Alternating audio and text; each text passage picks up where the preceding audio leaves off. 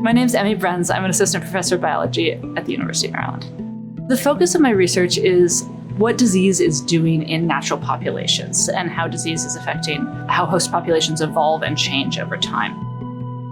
Thinking about the way that these ongoing host pathogen interactions are happening in a backdrop of a changing environment, specifically a warming environment. The hosts and pathogens that we study in my lab, we use plants.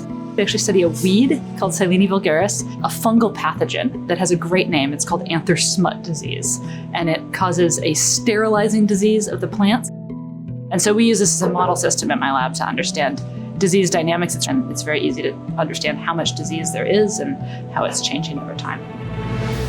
Right now, we're engaging in a really big project where we're looking at how thermal tolerance of a fungal pathogen might change depending on the environment that it's in and how it might evolve. We've set up an experiment where we've taken these 30 different strains of the fungus, and we're trying to see how heat sensitive each of these are. And so we grow seedlings up. We usually plant them in small petri dishes, and then we inoculate them in controlled conditions in the lab. This latest experiment, we did 30 strains with 5 temperature treatments, and we ended up transplanting about 10,000 plants.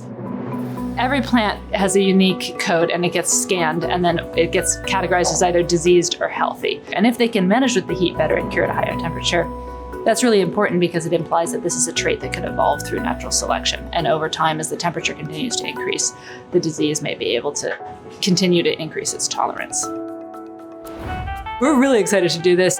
One of the things that's exciting is this question of what's going to happen as things get warmer? Are we going to lose disease, or are we going to keep it?